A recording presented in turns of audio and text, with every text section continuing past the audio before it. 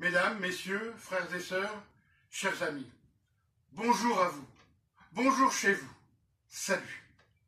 Le culte de ce dimanche 26 avril est proposé par le consistoire de l'Arc phocéen de l'Église protestante unie.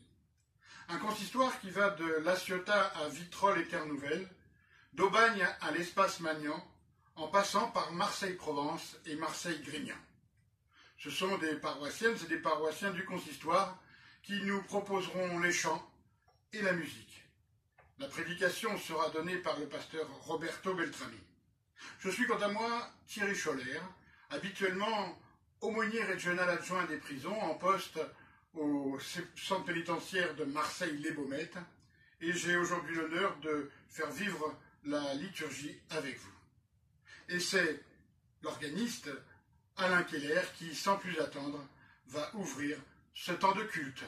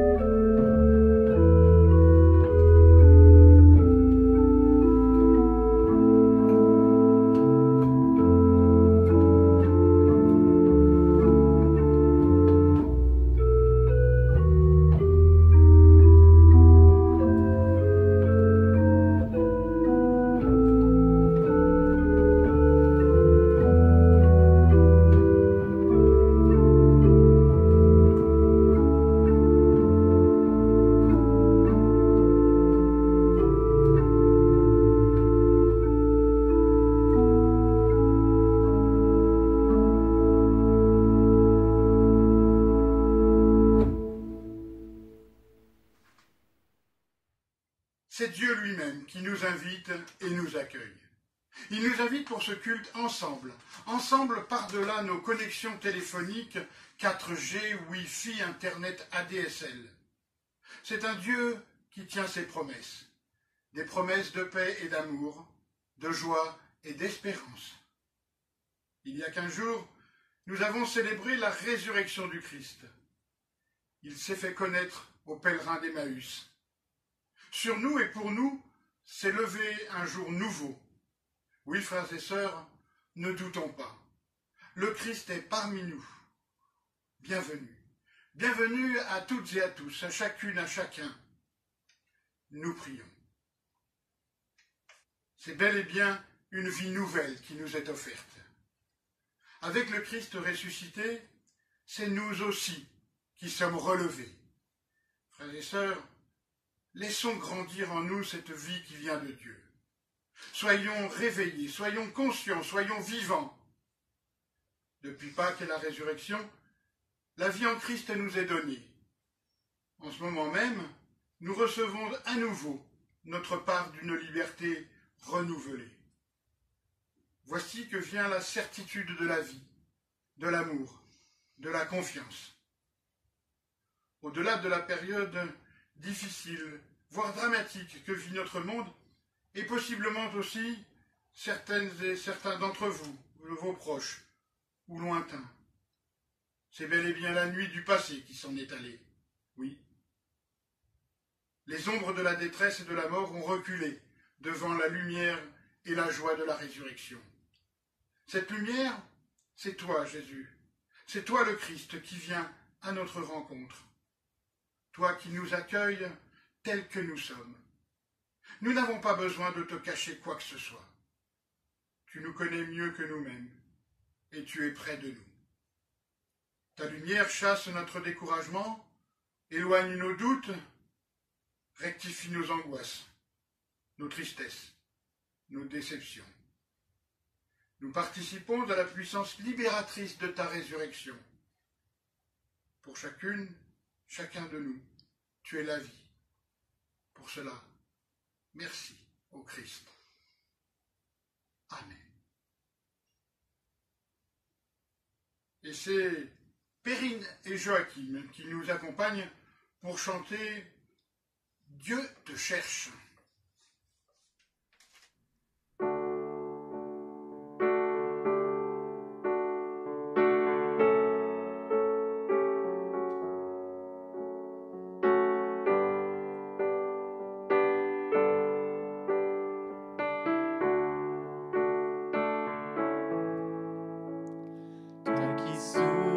Solitaire, Dieu te cherche en cet instant. Toi qui subis la misère, Dieu te cherche et son cœur t'attend. Ouvre ton cœur à la grâce. Dieu te cherche, viens donc à lui. N'attends pas que ce jour passe. Dieu te cherche, viens aujourd'hui. Dieu te cherche.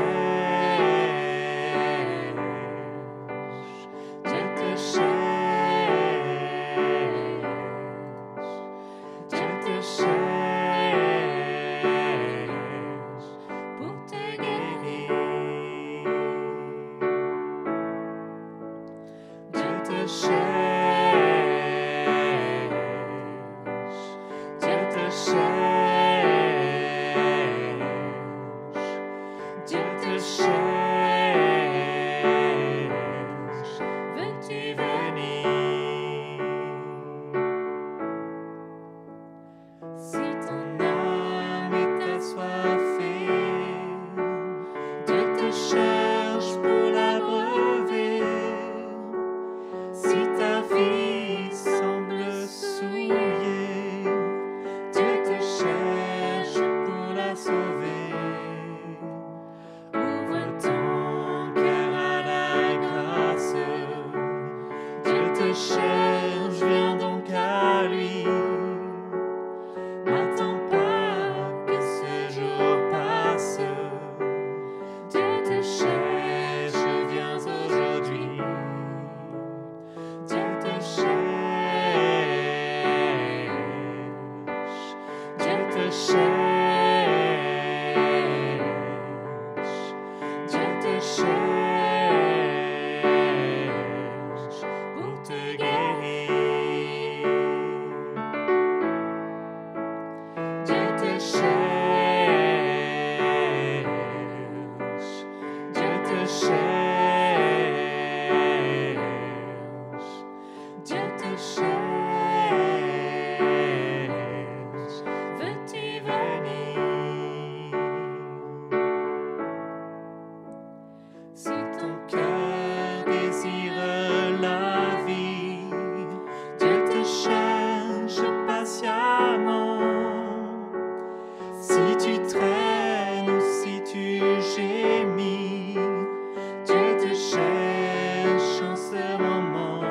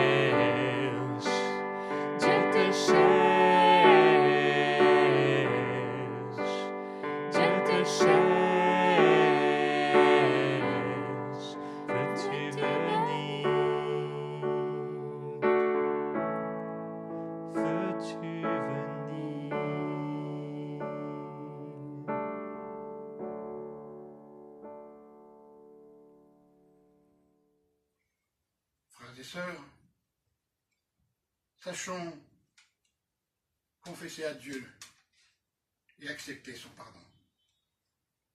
Mon Dieu, mon Père, aie pitié de moi. Garde-moi dans ton amour. Que notre prière aille vers toi et que ton amour chasse nos ténèbres. Pardonne-nous de te troubler si fréquemment la vie. Souvent nous pensons et décidons comme s'il n'y avait que nous, comme s'il n'y avait que le moment présent.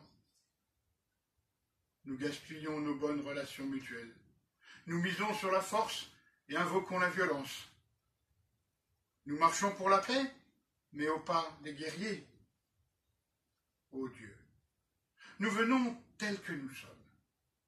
Éveille en nous la vie nouvelle, là où nous sommes. Et pour accueillir le pardon de Dieu, je vous propose d'écouter ces 3 paroles de Jésus. À la femme adultère qui s'attendait à être lapidée, il dit « Je ne te condamne pas. Va et ne pêche plus. » Au paralysé qui ne pouvait voir Jésus et que les gens font passer par le toit de la maison où se trouvait le Christ, il dit « Prends courage, mon fils, tes péchés sont pardonnés. » À Zachée, enfin, qui, après avoir rencontré le Christ, reversera la moitié de sa fortune aux pauvres, il dit « Le salut est entré aujourd'hui dans cette maison, parce que cet homme est aussi un descendant d'Abraham. » Sachons nous aussi, frères et sœurs, vivre du pardon de Dieu, ce pardon qui nous est renouvelé aujourd'hui et à jamais. Amen. Et ce sont maintenant Christine et Didier qui nous conduisent pour chanter « Mon ancre et ma voile ». Ce chant sera suivi de la lecture biblique et de la prédication.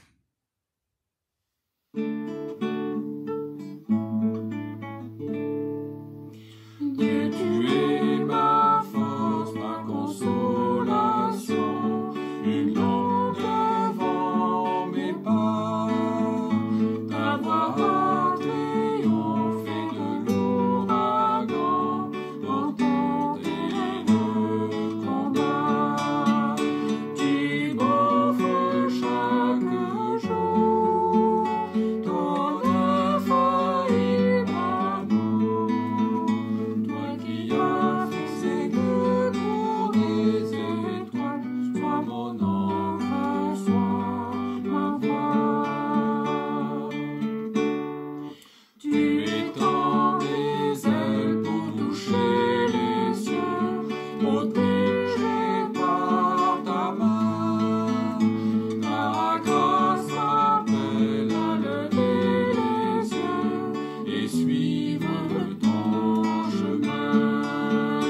Tu m'offres chaque jour ton infaillible amour.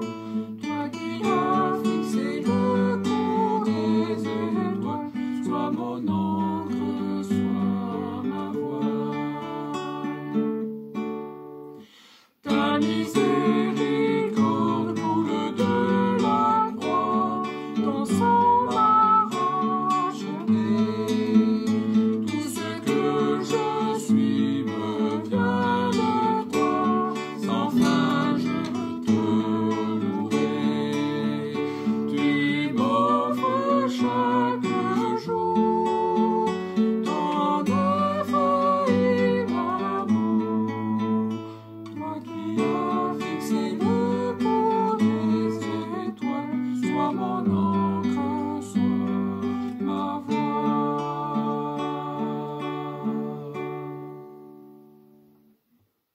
Écoutons donc le texte de l'Évangile aujourd'hui. C'est ces fameux récits des disciples qui sont sur le chemin d'Emmaüs en Luc 24, 13 à 35. Luc 24, 13 à 35. Il est écrit ceci. Ce même jour, 2 disciples se rendaient à un village appelé Emmaüs, qui se trouvait à environ 2 heures de marche de Jérusalem. Ils parlaient de tout ce qui s'était passé. Pendant qu'ils parlaient et discutaient, Jésus lui-même s'approcha et fit route avec eux. Ils les voyaient, mais quelque chose les empêchait de le reconnaître. Jésus leur demanda « De quoi discutez-vous en marchant ?» Ils s'arrêtèrent, tout attristés. L'un d'eux, appelé Cléopas, lui dit « Es-tu le seul habitant de Jérusalem qui ne sache pas ce qui s'est passé ces derniers jours ?»« Quoi donc ?» leur demanda-t-il. Ils lui répondirent « Ce qui est arrivé à Jésus de Nazareth. C'était un prophète puissant. Il a montré par ses actes et par ses paroles devant Dieu et devant tout le peuple. Les chefs de nos prêtres et nos dirigeants l'ont livré pour le faire condamner à mort et l'ont crucifié. Nous avions l'espoir qu'il était celui qui devait délivrer Israël, mais en plus de cela, c'est aujourd'hui le 3e jour depuis que ces faits sont arrivés. Quelques femmes de notre groupe nous ont frappé de stupeur, il est vrai. Elles se sont rendues tôt ce matin au tombeau, mais on n'a pas trouvé son corps. Elles sont revenues nous raconter qu'elles avaient eu une vision, des anges qui leur ont déclaré qu'il est vivant. Quelques-uns d'entre nous sont allés au tombeau et ils ont trouvé tout comme les femmes l'avaient dit. Mais lui, ils ne l'ont pas vu. Alors Jésus dit, « Gens sans intelligence, que vous êtes lents à croire tout ce qu'ont annoncé les prophètes. Ne fallait-il pas que le Christ souffre ainsi avant d'entrer dans sa gloire ?» Puis, il leur expliqua ce qui était dit à son sujet dans l'ensemble des Écritures, en commençant par le livre de Moïse et en continuant par tous les livres des prophètes. Quand ils approchèrent du village où ils se rendaient, Jésus fit comme s'il allait poursuivre sa route, mais ils le retinrent avec insistance en disant « Reste avec nous, car le jour baisse déjà et la nuit approche. » Il entra donc pour rester avec eux. Il se mit à table avec eux, prit le pain, il dit une prière de bénédiction, puis il le partagea et le leur donna. Alors leurs yeux s'ouvrirent et ils le reconnurent, mais il disparut de devant eux. Et ils se dirent l'un à l'autre, « N'y avait-il pas comme un feu qui brûlait au-dedans de nous quand il nous parlait en chemin et qu'il nous expliquait les Écritures ?» Alors ils se levèrent et retournèrent à Jérusalem. Ils y trouvèrent les 11 disciples réunis avec les autres, qui disaient « Le Seigneur est vraiment ressuscité, il est apparu à Simon. » Eux-mêmes leur racontèrent ce qui s'était passé en chemin et comment ils avaient reconnu Jésus au moment où ils partageaient le pain. Superbe texte encore une fois de l'évangile de Luc. Vous savez, dans les évangiles, les apparitions du ressuscité à ses disciples, femmes et hommes, ces apparitions ont plusieurs sens, au moins un double sens, au moins une double intention ici. Tout d'abord, c'est corroborer l'annonce de la résurrection, dire à ses disciples et au monde entier, voilà, tout ce que je vous ai dit, tout ce que j'ai enseigné, c'est vrai. Tout ce que je vous ai montré, c'est vrai. Il n'y a plus d'ennemis invaincus. Tous, même la mort a été battue par le pouvoir de l'amour et de la grâce de Dieu. Et ensuite, l'intention des apparitions de Jésus ressuscité ont aussi pour but de commencer à dessiner d'une manière forte et concrète les lignes d'action de l'Église naissante. Et en cela, ce texte est une formidable boîte à idées, une feuille de route pour une Église en mission. Alors vous me direz, mais de quoi il nous parle d'Église en mission alors qu'on est tous confinés? Oui, aujourd'hui nous sommes confinés, pas tous, mais nous sommes majoritairement confinés. Mais demain nous allons sortir et demain nous allons devoir continuer notre mission. Ô combien importante, cette crise nous a montré aussi la vanité et la vacuité des sens donnés parfois à la vie ailleurs. Et donc ce texte nous donne des pistes pour l'Église à venir, pour cette Église que nous allons continuer après ce confinement. Donc nous sommes comme dans un stade de préparation, comme si on était au vestiaire avant de commencer le match et on se prépare, on écoute. Regardez sinon tout ce qui se passe dans ce texte. D'abord, ce texte nous dit que ces disciples sont en chemin. Ça peut paraître un détail insignifiant, mais ces disciples d'une manière ou d'une autre, se sont mis en route. L'autre partie des disciples, comme nous, à Jérusalem, confinés, enfermés, dominés par la peur. Et ce qui est fabuleux dans ce texte, c'est que Jésus va rejoindre ses disciples sur leur chemin de désespoir. Il n'y a plus rien à faire. Nous ne sommes pas arrivés. L'aventure est terminée. On y croyait pourtant. On y croit peut-être un tout petit peu encore, mais bon, quand même, ça fait 3 jours et bon, Jésus, nos autorités l'ont tué, il est bien mort et les morts ressuscitent rarement. Et Jésus vient les rejoindre, non pas dans l'euphorie de la victoire assurée, il vient les rejoindre dans ce moment de désespoir. De la même manière, il vient rejoindre son Église, non pas dans la situation rêvée, une fois qu'on a tout mis en place parfaitement pour que ça marche, non. Mais justement, quand nous attendons peu de choses ou presque plus rien, quand le désespoir et la tristesse semblent ne pas nous laisser d'autre choix que de revenir sur nos pas et de retourner faire ce que nous faisions auparavant. Revenir à notre vie d'avant, rentrer chez nous, à Emmaüs, ces lieux d'où nous sommes sortis un jour appelés à la vie par ce même Jésus. On rentre, on va essayer de faire comme avant, comme si rien ne s'était passé. La rencontre avec Jésus, pourtant, nous avait montré que la vraie vie se trouve en lui. Comment pourrions-nous revenir et faire comme avant, sans ressentir tristesse et désespoir? Nous n'avons donc rien appris de cette expérience. Tant de doutes chez ses disciples, tant de questions comme chez plusieurs d'entre nous. Mais pour ceux de là, une chose est sûre, il faut se lever d'une manière ou d'une autre, il faut bouger, on ne peut pas rester à rien faire. Message pour l'Église aussi, ne reste pas à rien faire, mets-toi en chemin, bouge-toi, quoi qu'il arrive, bouge, prends un chemin, même celui qui ne semble conduire à rien d'autre qu'à ce que nous avons toujours fait, car peut-être même dans cette route de désespoir, il est fort probable que le Christ vienne te rejoindre.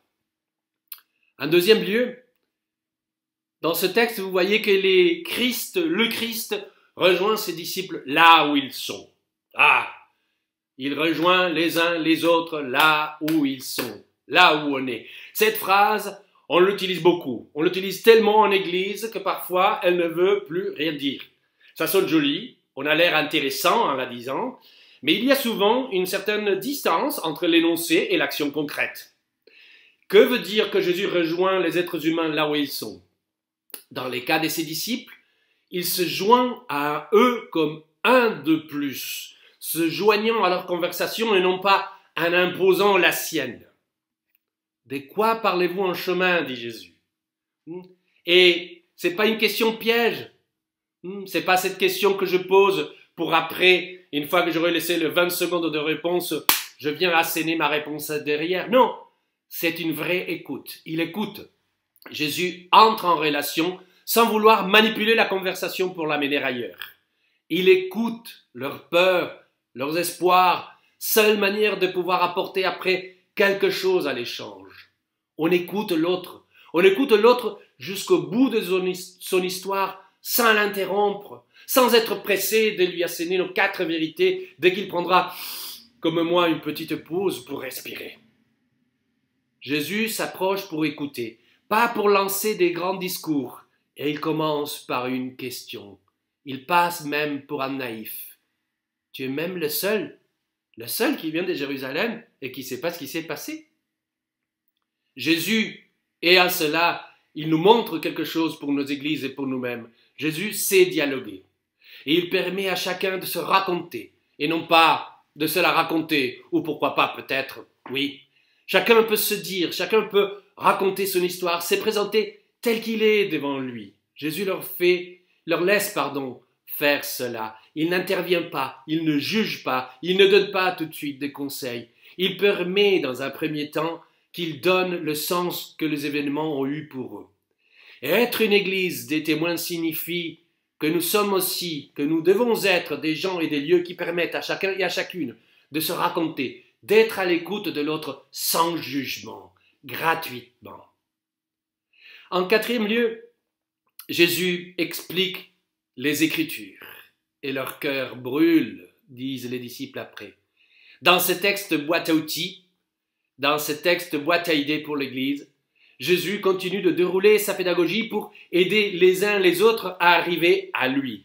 Et donc ici, tout naturellement, pour ouvrir leur intelligence, il leur explique les Écritures. Et que faisons-nous d'autre dans nos cultes en Église, dans nos églises des maisons, dans nos études bibliques, dans notre pratique quotidienne de la foi, si ce n'est justement ceci, ouvrir les Écritures et lire ensemble et nous expliquer les Écritures les uns aux autres, témoigner de ce que ces Écritures nous disent aux uns et aux autres pour nous enrichir. Et pour être une église des témoins, nous pouvons changer tout.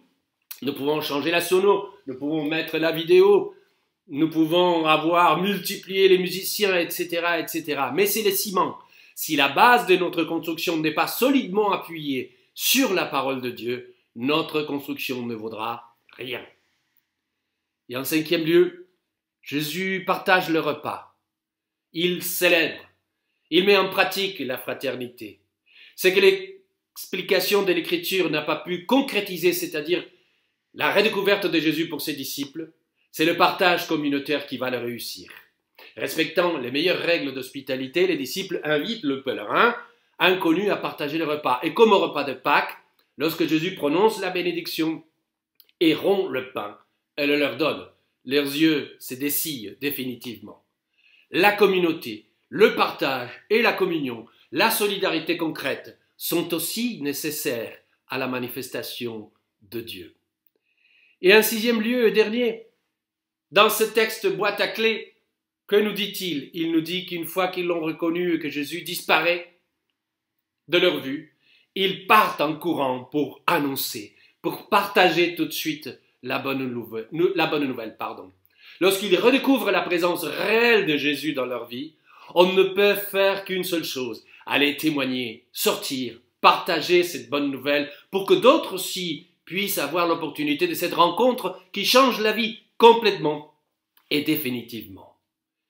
Clé pour une église donc qui veut témoigner de la puissance de l'évangile à partir de ce texte donc. Savoir se mettre véritablement à l'écoute des autres. Être des chrétiens et des églises qui permettent aux uns et aux autres d'être accueillis, de se présenter tels qu'ils sont, telles qu'elles sont. Ouvrir le livre, ouvrir l'écriture et lire ensemble pour y trouver du sens à plusieurs. Souvenez-vous, nul n'est chrétien tout seul. Prier comme ils ont fait à table, prier et partager dans une solidarité fraternelle le chemin, le pain et le toit. Et surtout, partager le témoignage, dire sans honte ni peur, mais en toute humilité ce que nous vivons et offrir à l'autre cette même expérience de vie. Ces textes de pèlerins d'Emmaüs nous montrent une fois de plus que l'espérance vient toujours de Dieu, même et surtout quand tout semble être perdu. Je voudrais aussi, à mode de conclusion dans ce partage si particulier qui est celui de nos cultes faits, de ces prédications faites dans un bureau, vous faire remarquer ceci. Je n'ai pas besoin de vous décrire la situation dans laquelle nous sommes. Il y aura un après, nous en parlons tous les jours, et de plus en plus des gens s'aventurent dans des projections qui vont dans tous les sens. La vérité, c'est que nous n'avons pas la moindre idée de ce que cet après sera. Ce qui est clair, c'est que de nombreuses puissances et nombreux pouvoirs vont essayer que tout redevienne comme avant, voire pire qu'avant, en tentant de nous faire régresser à des situations que nous avons fort heureusement quittées il y a longtemps. Il y a pas mal d'enjeux, si vous me permettez le jeu de mots. Et pour nous chrétiens, cet après s'est construit dans le aujourd'hui de notre foi. Je voulais vous signaler quelque chose. Dans la quasi-totalité des textes qui témoignent de la résurrection, des apparitions de Jésus ressuscité, il y a très souvent dans le texte, avant l'apparition de Jésus, une tentative des disciples de revenir à la situation d'avant Jésus.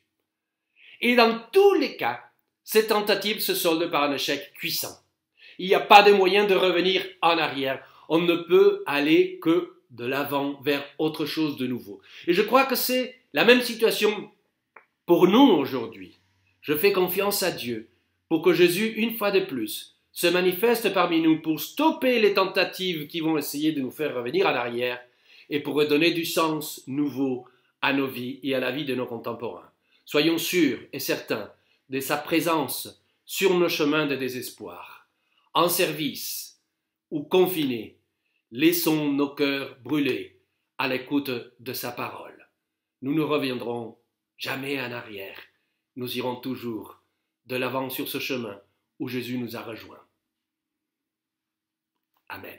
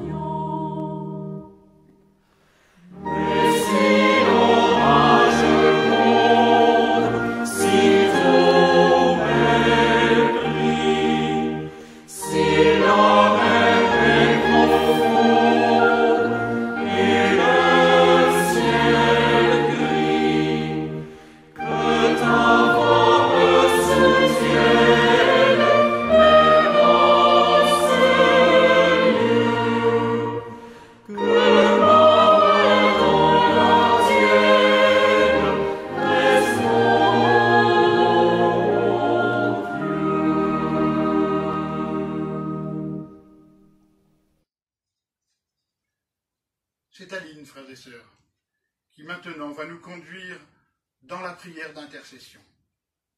Celle-ci sera suivie par le Notre Père chanté, puis la bénédiction. Unissons-nous dans la prière d'intercession. Éternel Dieu, notre bon Père céleste, nous te rendons infiniment grâce, Seigneur, pour tous les bienfaits dont tu ne cesses de nous combler. Nous te disons merci pour ton amour, pour ta présence dans nos vies, pour ta patience, pour ta miséricorde. Père éternel, nous venons à toi non seulement pour te rendre grâce, mais également pour implorer le pardon de nos péchés sans nombre. Car nous péchons contre toi, nous faisons ce qui est mal à tes yeux. Prends pitié de nous, Seigneur, pardonne-nous, car nous sommes de pauvres pécheurs, qui recherchons ta face. Ne nous repousse pas, Seigneur, mais donne-nous de venir à toi. Donne-nous de savoir que tu es le seul et le vrai Dieu que nous devons servir. Père éternel, nous ne savons pas te dire ce qu'il faut. Nous te prions d'intercéder en nous par ton Esprit Saint. Nous te présentons en ce jour privilégié, Seigneur, notre Église universelle, ton Église, afin que tu envoies ton Esprit Saint au sein de celle-ci,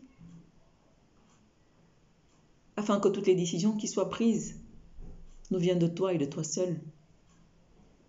Nous te présentons également les bergers qui œuvrent au sein de celle-ci, afin que tu leur donnes l'intelligence, la sagesse, la patience et l'amour nécessaires pour mener à bien leur mission.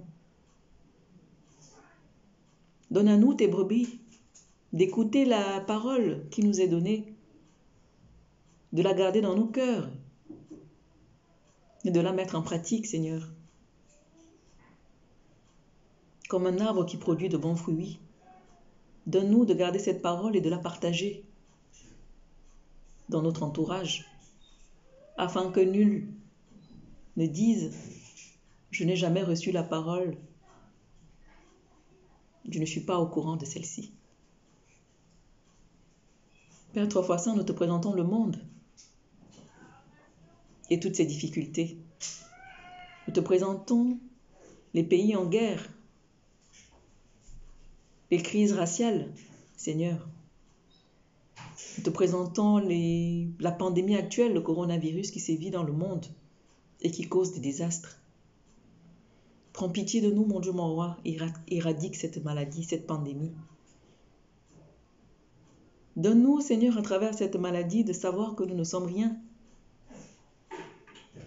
De tirer non seulement le mauvais de ce qui se passe, mais également le bon. Nous sommes impuissants face à cette maladie. Et toi seul, Seigneur, es capable de l'éradiquer, si telle est ta volonté. Prends pitié de nous, Seigneur, délivre-nous de cette maladie. Éloigne-la de nous, mon Dieu, mon roi. Vers qui d'autre irons-nous si ce n'est à toi? Tu ne connais mieux que personne. Tu sais ce qui est bien pour chacun de nous. Père éternel, nous te prions pour les malades, les veuves, les orphelins, les victimes d'injustice, les laissés pour compte, les prisonniers. Va auprès de chacune de ces personnes et accorde-leur le soulagement dont elles ont besoin. Merci pour ces églises que tu as instituées au sein de chaque domicile, afin que ta parole continue de germer en nous. Tu es le Dieu que nous devons servir, un Dieu d'amour, Seigneur. Donne-nous ta paix, cette paix qui vient de toi et de toi seul. Vers qui d'autre irons-nous si ce n'est à toi? Seigneur, nous ne saurons terminer cette prière sans dire celle que ton Fils, Jésus-Christ, nous a enseignée en chantant.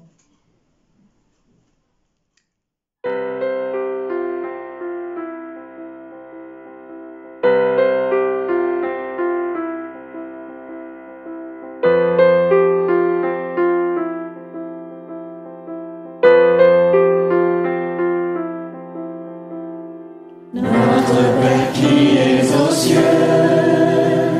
que ton nom soit sanctifié, que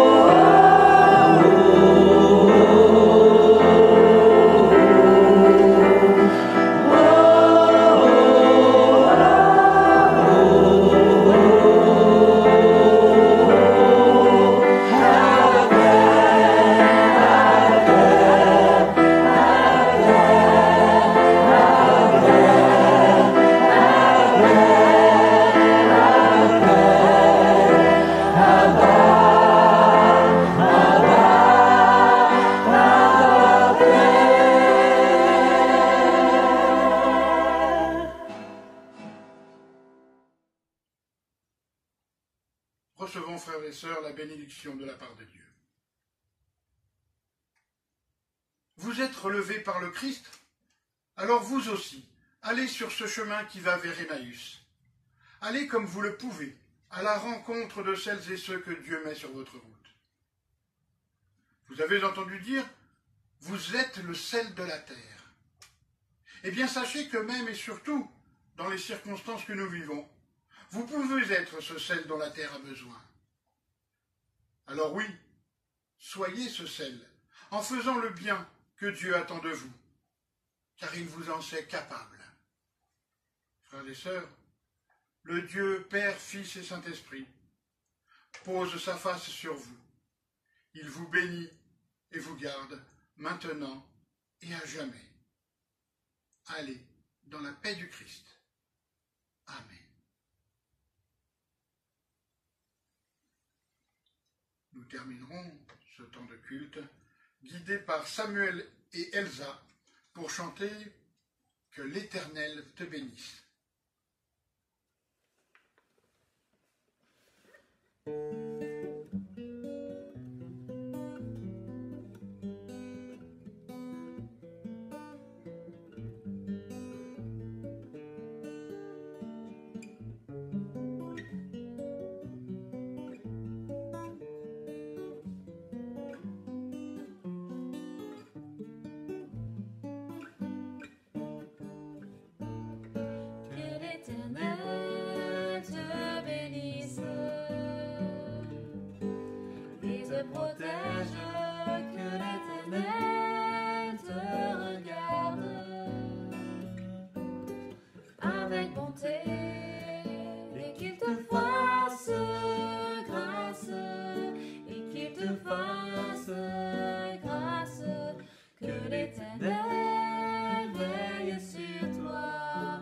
Accorde la paix, que l'Éternel te bénisse